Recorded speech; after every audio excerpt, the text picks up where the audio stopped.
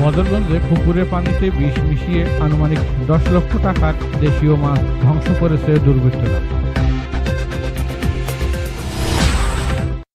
আসসালামু আলাইকুম। আমন্ত্রণ কৃষি সংবাদে।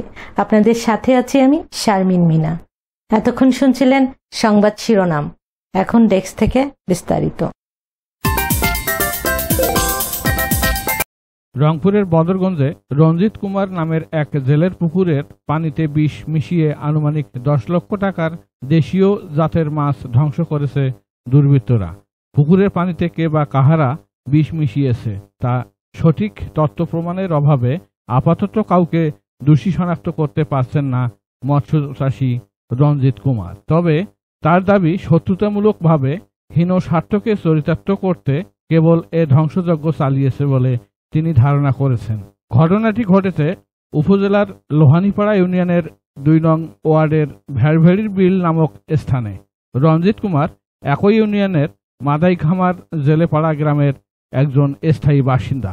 রঞ্জিত কুমার সাংবাদিকদের জানান, তিনি প্রতিবারের ন্যায় এবারেও সরকারি এই জলাশয়টি টেন্ডারের মাধ্যমে লিজ নেন।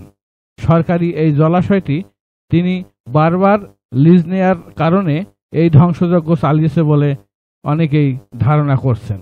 তবে তিনি এই জলাশয়টি লিজ নেয়ার পর থেকে ইতিপূর্বে আরো 2 বার পুকুরে বিষ মিশিয়ে মাছ নিধনের ঘটনা ঘটেছে। আসসালামু আলাইকুম, আমার নাম আনারুল ইসলাম।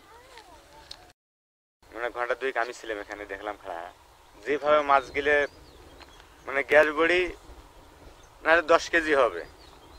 আমার নাম রঞ্জিত, আমার বাবার নাম নারায়ণ চন্দ্র দাস।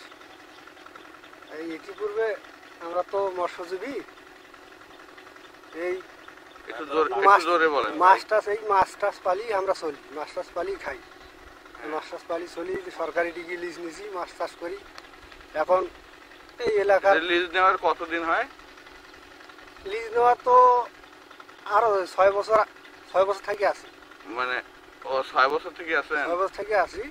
আবারও ওই মেয়াদ শেষ তো ডাক হয়েছে, আবার আবার নিছি। তাই আবার নেওয়াতে এই এলাকার ছেলেপেলে হাতে শুরু করি আমাদের অতি পর্যন্ত বহু হুমকি ধুমকি কথাবার্তা শেষ নাই, যে আমাকে থাকতে দেবে না, ডাঙ্গাইবে, মারবে, অমুক করবে, তমুক করবে। এদের কি নাম জানেন? হ্যাঁ, নাম জানি আমি সকলের। আমার নাম নারায়ণ চন্দ্র দাস। বাড়ি এখানেই? বাড়ি আমার মাদাইখামার। আচ্ছা, এই ডিগি কার? ডিগি সরকারের। আপনি লিজ নিছেন? লিজ নিছি। লিজ নেওয়ার পর এইরকম ভাবে আরো 3 বার বীজ দিছে, সেটা আমি সহ্য করিয়াছিলাম। এবার আমার আর সহ্যই হচ্ছে না। Ajmal Haque Adil, news desk, MK television. শেষ করছি এমকে টেলিভিশনের কৃষি সংবাদ। এতক্ষণ সাথে থাকার জন্য সবাইকে অনেক অনেক ধন্যবাদ।